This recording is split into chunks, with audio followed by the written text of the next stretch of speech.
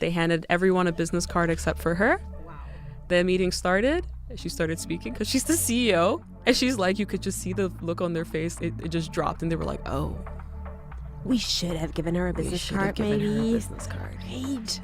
Yeah. Hey there, risers and thrivers, and welcome to this very special edition of On the Up and Up. I'm your host, Janine, the creator of this podcast, which was created to encourage critical conversations in the startup ecosystem, amplify the untold stories and achievements of the underrepresented and underestimated, and inspire visionaries to pursue their dreams, whether that's entrepreneurship or something else. And today, joining me on this very special episode is Conny, and I hope y'all remember her from last time. Welcome back. And why don't you just tell people, what are we up to this episode? Yes, so thank you for having me again on this podcast. I'm honored. And we thought today that we go like a little different route. So I brought to you a story of a underrepresented founders team who had to do something, let's say, unconventional to be successful in the founder space. And we will discuss that story. You don't know the story yet. You don't know the founders yet. You don't know what they're doing. And I just want to get your live feedback, your live impression, but also your stories, from other founders. So we're just going to talk about this a little bit and see to what extent founders have to go to be successful. I've heard some pretty crazy stories in the last couple of years, so I'm super intrigued to hear about this one. So let's get into it. All right. So for this story, I'm calling it the Founding Trilemma. I'm taking you back to 2016. Now, 2016 is not super long ago, but let me refresh your memory, okay? So it was the year where, the year entirely felt like an endless summer. We were vibing to songs of Justin Bieber. You remember the song Sorry, right? Yep. Or the song One Dance by Drake, which was basically the whole vibe of 2016. And it was also the year Trump got elected. So that was also one of the key things I remember. Thank you for taking the point I wanted to make. But to be honest, yes, it was politically a super significant year as well, right? So Trump got elected. It was the year that the entertainment industry got shaken up by Me Too. It was the year the UK decided to leave the EU with the Brexit. So it was a very significant year. And that's 8 years ago. And to be honest, also in the entire social media space, we were already quite far when it comes to meme culture. So, for example, maybe you might remember this song by Ray Sremmurd. It was called Black Beatles. Let me shortly play it for you. Okay. Let's see. Oh, I remember it. Yeah. Throwback. Remember gazillion of people doing the mannequin challenge to this song, going viral on Instagram and Facebook. Okay, I'm having flashbacks right now. Yeah, that was the time. That was a few years ago. I just graduated high school. It was my first year in Germany, studying. So yeah, we had a time. You did the mannequin challenge? I don't think I did the mannequin challenge. And that was before my social media days of actually posting stuff. I think this year was the first year I actually started posting again. I feel you so much. I also never did the mannequin challenge, but it was all over my feed. It was all over Facebook and Instagram. And that was the time we actually still used Facebook, to be honest. And that was also because only in September of that year, the first version of TikTok would be released. So that's that long called ago. Musical.ly at the time, right? Yeah, Musical.ly was even a little earlier. It was I think it first dropped in 2014, and then TikTok got launched, and then they took over Musical.ly at 2018 at some stuff. But never mind, the whole viral platforms took place on Facebook and Insta, and till this date there were legends born. Remember Damn Daniel? Yeah. That was the year Damn Daniel was recorded. So that was 2018. And as mentioned, it was also a very, very political year for the reasons you've pointed out. So, but it will also be the year our story takes place. So 2016 will be a year where a young LA-based entrepreneur who's called Keith Mann would go to extreme lengths to actually make a mark in his online sales of arts. So Keith co-founded Witchsy. Witchsy is a curated marketplace for, let's say, unconventional pieces.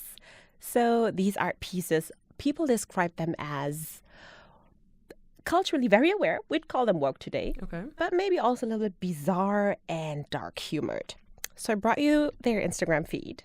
And I want you to take a look at what they actually like sell. And I want you just to take a look at it and describe what you see, what your impression is of it, of the art they provide. No, yo. It's interesting. So for everyone that see her face, she's unsure of what she should think of the art. Yeah, I'm reading like, I know they're not selling this thing for $1,000. I know they're not. I'm in the wrong profession. Who bought this? It's not too late, honey. I'm telling you. What? Okay, there's some pieces where I'm like, okay, this is kind of interesting and dope. I get it. Unconventional, looks cool. And then there's other things where I'm just kind of like, okay. But you can see that they're provocative. They're definitely provocative. Mm-hmm. A little bit dark, some of them. Mm-hmm. Definitely like nudity. Mm-hmm. Some things look like a kindergartner could have drawn it. But, you know, that also seems to be the art of today. But there's definitely like provocative, dark, kind of like this alternative style of art on there. Yeah, absolutely. And to be honest, you captured it very well, because the store was born because the founders felt like regular platforms like Etsy, they were like too cluttered, too conventional, too much eat, pray, love kind of stuff, or the so-called live, love, laugh. Yeah, this is definitely not that. It's definitely not that. They wanted to be different. And one of the co-founders was already super successful on their Etsy store. But it was just too narrow of a scope for her. So they tried to go a different route, which with Witchsy, I mean, the name of the company already, you know. Now the name makes a lot more sense to me now that I've seen the art. Right? Like a little bit dark. Yeah, because I was like, some of this stuff looks like very... witchy kind of stuff. Witchy, yeah. Witchy. You know? That makes sense. It's witchy kind of stuff. So, and the co-founder, Keith, he founded it with two of his female co-founders. So one was called Penelope, and the other was called Kate. So Penelope Gazin and Kate Dwyer. And they had like minimum to zero tech expertise. And they wanted to, you know, create this online marketplace for this unconventional art pieces. They bootstrapped as much as they could, but at least at some point they needed to have like externals work with them. And they invested into this platform with their own money. So they didn't get like any external money. And they started with like roughly $15,000 to build that platform. And when managing this external people, that's where Keith's personality came in. So he was in his element because he was very assertive. You know, he was very confident. He was unyielding. I mean, you gave Keith stuff, he just got it done. He was relentless, you know. So they knew that Keith would handle stuff. Handle the stuff that was sometimes uncomfortable, handle the stuff that sometimes needed, you know, a little more assertive behavior. But above all of the qualities Keith had, one thing stood out most, and that was the fact that he was actually not real. Keith was not a... You had me. I was like, man, typical male archetype, like of a founder. I mean, bake your male prototypical founder. You have Keith, but Keith wasn't real. Okay. So let me tell you the story of how Penelope Gazin and Kate Dwyer actually had to create a fake male co-founder to get their art platform. I want to know how exactly they made this work. Continue. You got me. Okay. So throughout their founding journey, Kate and Penelope found themselves constantly hitting brick walls. So they had this vision, right? I told you about, you know, let's not focus on eat, pray, love or live, love, laugh. Let's focus on the edgy, the different, everything you see on their Instagram page. So they had this vision cleared. But they hit brick walls over and over again because people would constantly speak about a hobby or say their idea was cute. People would, you know, be very, very condescending with their idea and talking it down, dismissing the validity of it. So they were always very dismissive of this being like a serious business, and the two of them being serious business entrepreneurs. And probably you've met this with a lot of founders very often, right? So this is probably not news to you. I'm seeing your face. What are you thinking? I'm taking notes. You're taking notes. Yeah, I think so. What comes to my mind is as soon as you say people not taking it seriously, especially if they were going to look for conventional money outside. Well, family and friends is one thing, right? Bootstrapping is one thing. But when you start asking investors for money, you do run into this issue of them, oh, that's a cute idea. That seems like a hobby. And one of the reasons you run into that problem is oftentimes the investors don't get it because they don't either have the same interests or the same background or so on and so forth. And so oftentimes, and we've seen this a lot, especially during my research process, this is why we need more diversity in investments, because you can only really understand the problems or the scope to which you have personally experienced. And so we oftentimes see this with women entrepreneurs when they're talking about like, hey, I've built this product to help with period pains or menstrual issues or specifically for women's health. They're like, okay, cool. But like, cute idea, but is anyone going to buy? Is there really a market? Or we also see this with like, especially in the African-American context, when a founder is trying to build something in the States. There were these two guys who were building a platform specifically for barbershops. And they were going to investors, and investors were like, oh, but like, is there even a market for this? And they kept telling them there's no market. And because they had seen two Black founders doing it, they thought it was only going for Black barbershops. And these guys were like, no, this is for all barbershops out there, Black or white, you know? So immediately you get these kind of biases. And then of course, if for these guys, they were talking to white male investors, so they don't really have the same barbershop kind of experience. They can also just go to a hair salon, right? Yeah. So this is where we need more diversity in these things, because this is exactly the issue. It'll be a cute idea, it'll be a hobby idea, you'll get the is there even a market? And that's why as I'm listening to this, I'm like, oh, ding ding ding, here we go again. I listened to this, and I mean, it's wild to me that they were already successful on like Etsy before, and I kind of try to understand like why someone who's already like somewhat successful in business having a new platform idea would be like dismissed. But maybe because Etsy is also like a little bit, you know, do it yourself, and maybe also the whole Etsy marketing is like more, yeah, they also have to add a challenge, right? It's a marketplace. Personally, transparently speaking, I'm not the biggest fan of a marketplace business model. I didn't know that. Actually, because you always have a chicken and egg problem with a marketplace, right? You know, yeah. So like on one hand, never heard that. You've never heard me say that before. Yeah, on one hand, you need to find the people to be on the platform to sell, and on the other hand, you need the people to buy. You can, of course, have more of a one-sided marketplace, and you remove one of the elements and it becomes easier. So that's already a challenge. And then the second aspect of it from an investment perspective is, what kind of investment are you going for? Because, you know, and this is where I always tell founders, you have to, like, VC may not be for you. That's true. Just based off of what I'm hearing with them, I'm like, you're probably not a venture case. Maybe you can get a business angel, and if they're gracious enough for you not to have to give them their money back too soon or expecting their return on investment super fine, you're good. Fast, you're good. But yeah, so that's why I could imagine also, just practically speaking from an investment perspective, they probably ran into a couple of issues there. They ran into a couple of issues, but let me take you there. Take me on the journey. And you'll be surprised on what front they ran into issues. So, I mean, it's one thing if your surrounding or maybe your friends, family friends are like a little bit dismissive of your idea. The other thing is when it actually has impact on you creating that product, of you creating that platform. So the real issue arose. They found that like external partners, often male partners, like developers, like web designers, or graphic designers responded like super slowly or didn't respond at all when they got emails from either Penelope or Kate. So they were confronted with people not even addressing them by their name, but saying like, okay, girls, you know, really reducing them to being female in that space and not even approaching them on eye level. And I think this is already something that would get to me like, okay, girls, excuse me. They were like in 20s, you know, they're like 28 and 29 years old. They were grown business women who actually wanted to create a serious business. These things are so tough to deal with. Because when someone responds like, hey, girls, it makes me want to be like, all right, kid, listen. You know, like, sit down. Yeah. Little boy, sit down. Let me tell you something real quick. Sit down. Yeah, sorry.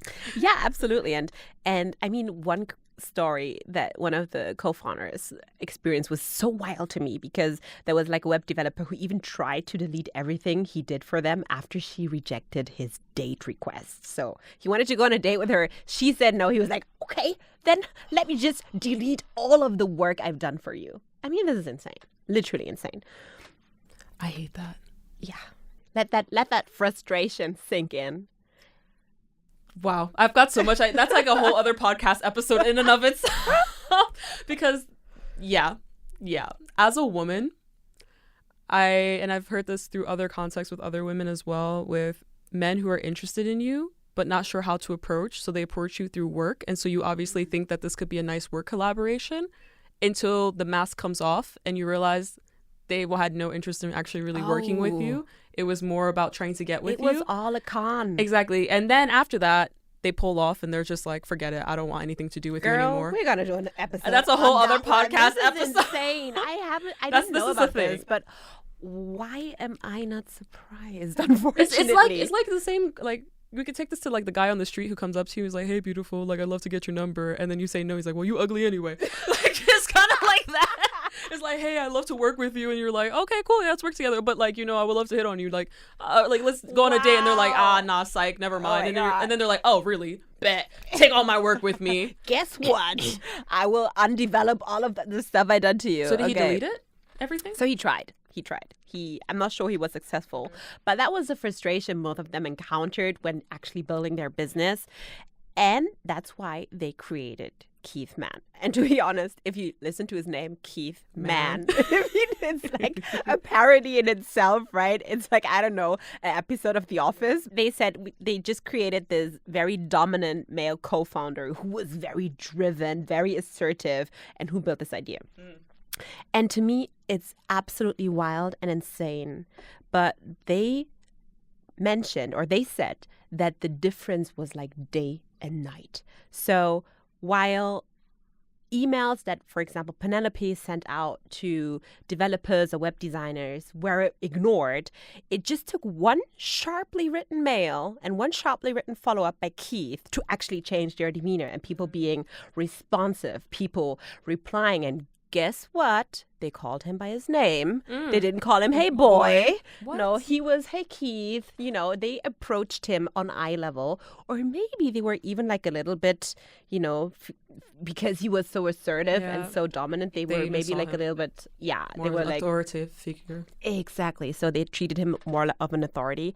And I mean, that fact that deals that were being stalled, you know, concluded so quickly, proved very quickly how relevant Keith was for their business.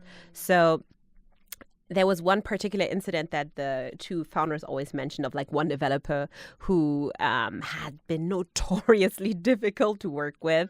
And he was always dragging the project round and round. And people had sent one of the co-founders had sent like numerous emails to follow up and say, hey, you know, we really need you. You're super important. We need to get this done.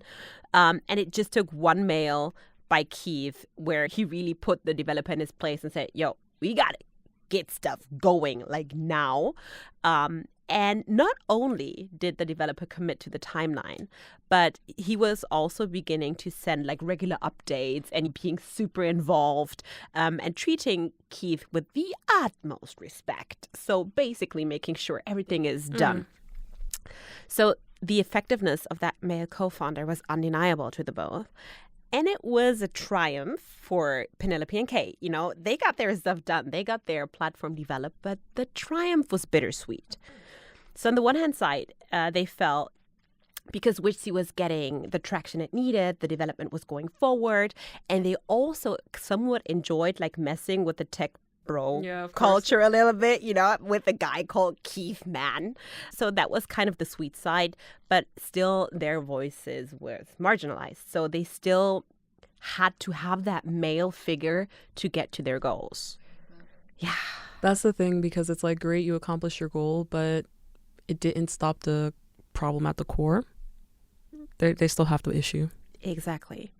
So that's why as soon as they felt like the platform was halfway done and they actually saw like the light at the end of the tunnel and they were almost there where they had to be to actually get that platform going, they put Keith to rest. So they decided to come clean, and with their very unique vision of the platform, with their very unique vision of that art space, they were actually quite successful after the launch. So within their first year, they made $200,000 in sales via the platform, whereas they gave like 80% to the artists and kept 20% like as a marketplace fee.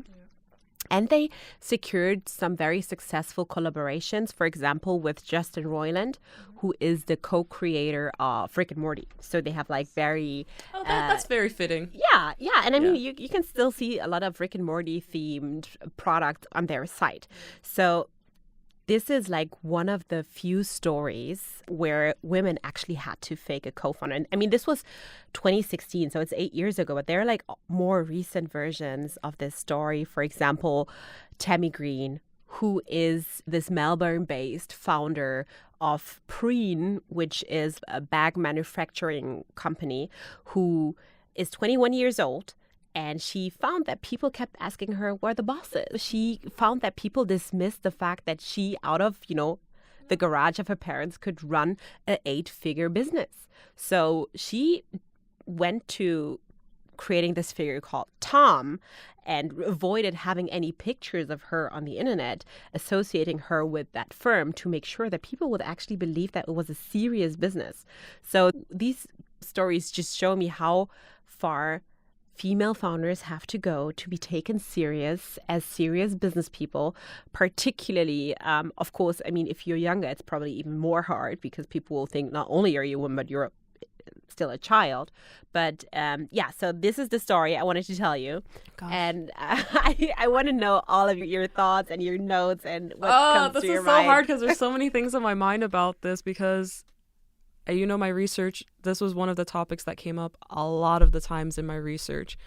And so this is why my mind is just going at 100 miles a minute as to like the various parts of it, right? Like I see it as it was a means to an end and they got the job done, which is amazing. On the other hand, I'm like, okay, but how do we stop this issue? Mm-hmm. Because we can't keep pretending to be men in order to get things done. These stories are so common as well. Like I've had that with a few founders that I interviewed. Like one I remember very vividly. She's like a smaller Asian lady, and I interviewed her and she was like, yeah, I've had this when our investors came in.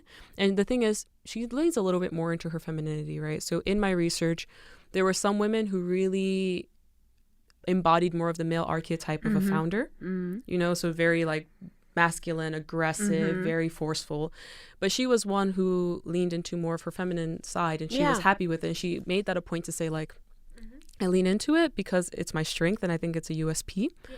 Naturally, that also comes with certain consequences. So for her, it means when her guests come, she still likes to bring coffee and serve everybody and still have that side to her. Be very hospitable, right? Being very hospitable. Yeah. Whereas I think to myself, like, I would never. But I think this is because I'm so used to those environments when I'm too nice, it backfires. So I try not to be very nice in a work context, right? But she does that. And so one of these days, the investors came into the office and they said hello to everybody else. She brought in the coffees and stuff, whatever. They handed everyone a business card except for her. Wow. The meeting started. She started speaking because she's the CEO. Right. And she's like, you could just see the look on their face, like it just dropped. And they were like, oh. We should have given her a business card, maybe. Her a business card. Right. Yeah. So it's these kind of things, these stories that I hear all the time. Or there was another founder in one of the programs that I was managing, and she told a story of, she started noticing whenever she was going to investor meetings and she'd be talking to them, they would be aloof. They would pull out their phone. Oh. They would somewhat listen, but then who's building the tech? Multiple founders actually told me this, like, who's building the tech? They're like, but I am the CTO, I built the tech. It's like, okay, but like, who is building it? Like this like double questioning of like, could you really be the one to build it? For the task? Exactly. Or this just a hobby for you? Exactly. It's like, you're not like the, I don't know, HR. The typical stereotype. Nothing against HR. Nothing against business. HR, but there's certain jobs or roles where they think it's women, And so in this particular context, she also had a similar situation where she started noticing that they were disregarding her, even though she's the CEO. So she would go into the meetings with one of her male co-founders. And after a while, she got to a point of just saying she's just going to let him be the one to speak, coach him on the answers. And then because it was still during the time of COVID, she would also sometimes write the answers to him over Slack. No way. So that while they were in the meeting, up. he could answer the question properly if he wasn't necessarily being on track with it, This is crazy. And this is in Germany, just like what, two years ago? Wow. It's still happening. So these are the things where it comes to my mind. I'm like, how do you fix this? I'm really at a point of like, we know there's a problem. We got it. Yeah. what are we doing to fix this now? Like, male investors, before you ask your question, could you think twice? Could you think, is there potentially bias behind the question I'm asking? Because there's always a bias. When you say doctor, who are you thinking of? Fair. When you say investor, who are you thinking of? When we say CEO, what comes to mind? We all have these natural biases. Can we all check ourselves? And I think that's super important because the word bias is not, I mean, that it's not only like the classical stereotypical older, privatier who's now an angel or older family office owner. I think we all are prone to biases. Yes, it's natural. And we all have to check ourselves. And I think one thing is, being very clear that biases exist.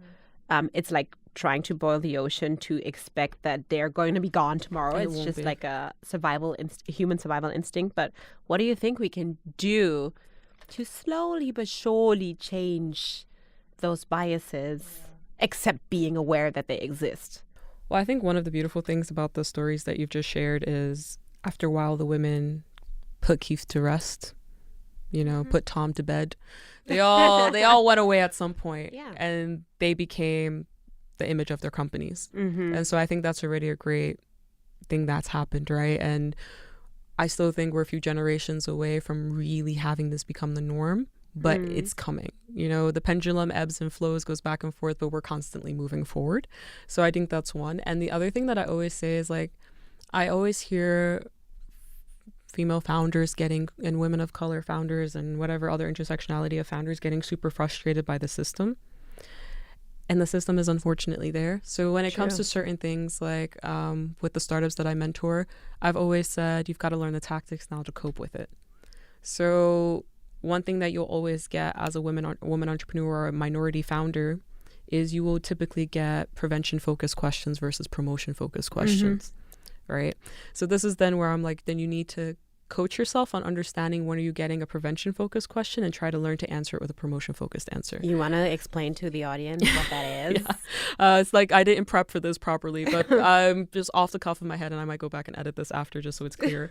But a promotion-focused question are typically questions focused along the lines of the positive future to come. So these are questions that would be like, what is your forecast for growth in the next 5 years? And then a prevention focused question is typically the ones that are focused. But you don't have a CTO, right? How are you going to do it? That's like, you get defensive. Or it can even be more subtle than that. It can be something as simple as like, okay, but how do you plan on beating your competitors in the next years? It may sound like a neutral question, but it's not, right? Because it's basically saying, well, you've got strong competitors. It looks like they might take you out. True. What are you going to do to be able to fight against your competitors, right? Rather than what is your growth strategy for the next 5 years? So this is then where you have to be able to identify which question are you being asked and then learn to start answering with a promotion. Because typically if you get a prevention-focused question, you will answer with a prevention-focused answer. Well, we have a lot of competitors, but we're trying to do da-da-da-da. Don't start from a position of defense. Right. You want to start from a position of, well, I believe our company is very well set. We have these people in place, and just always focusing more on the promotion of it all than the prevention. I can probably give some resources and tools to that. I'll link it in the show notes after. But those are the kinds of things that I would say you have to learn the tactics. Yeah. And be true to yourself, right? And I think oftentimes as women, especially if you're coming from a minority background, sometimes you may not feel as comfortable being super assertive. Especially, I know, I'll go speak for myself as a Black woman. You don't want to come off as angry Black woman.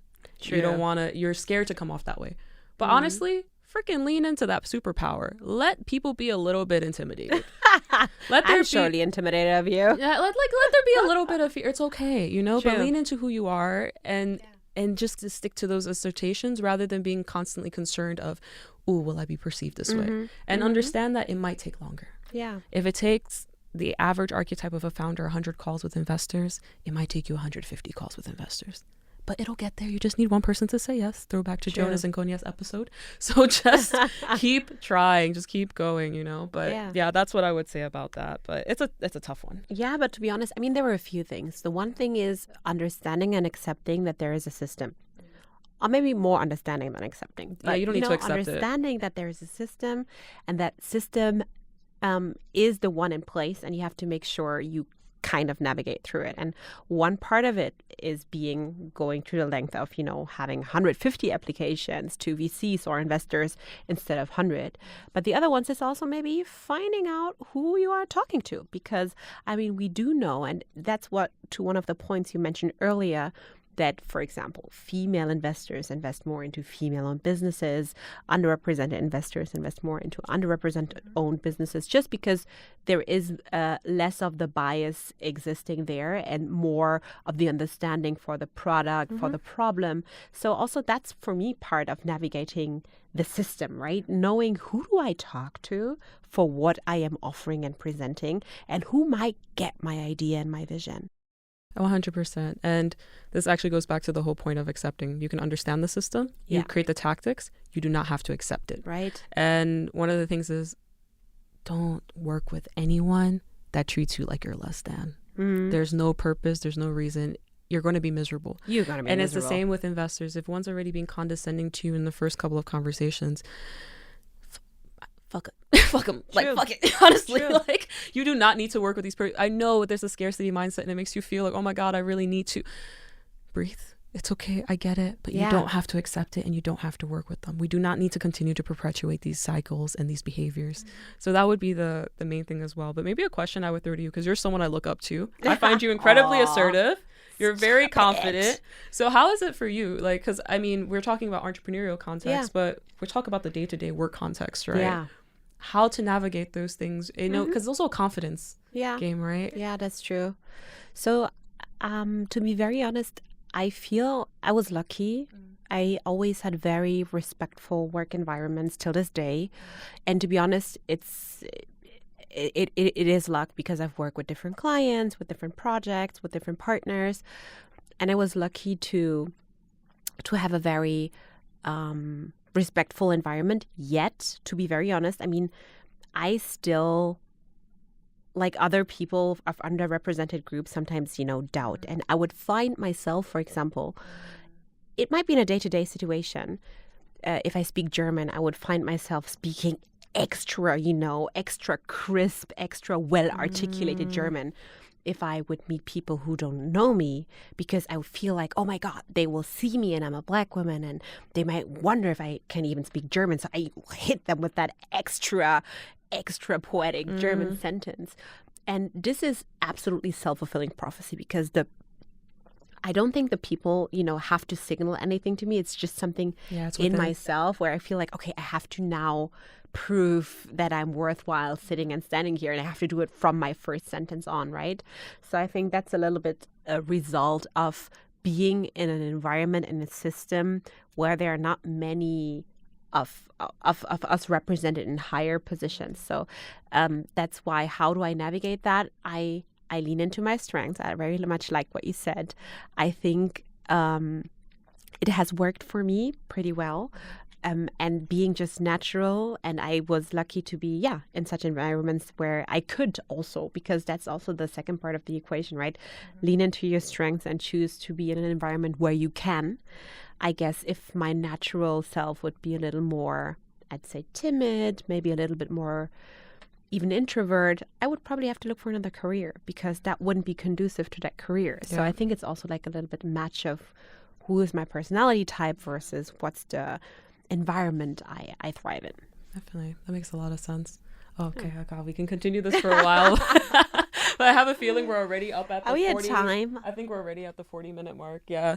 But one of this conversation, and for the people listening, because I think there were I was writing my notes and I think there's 50 other topics that we could easily bounce off with. But I can immediately also think maybe the next conversation we have should actually be around the unconventional ways and means to which people, particularly women founders, tried to raise money because they couldn't because of and I've got a few stories already in my mind. So I do too. Yeah. I have one story. Okay. So next episode, tune in for the next one, because that's what we're going to talk about. Yes, excited. Yeah, is there anything else you want to say before we close this out? Thank you for having me. No, thank you for joining me. It's always fun to chat with you. And once again, thank you to all of you for tuning in for this episode. We'd love to hear what you think. Also, if you've heard any unconventional stories or tactics that women entrepreneurs have had to go through in order to be taken seriously, we'd love to hear it. So feel free to leave a comment or a review with that. Also, it would mean the world to me if you would like, subscribe, follow this podcast on your favorite streaming channels and social media channels. And with that being said, we'll be back as well soon with another episode. Until then, onwards and upwards, y'all, and speak to you soon.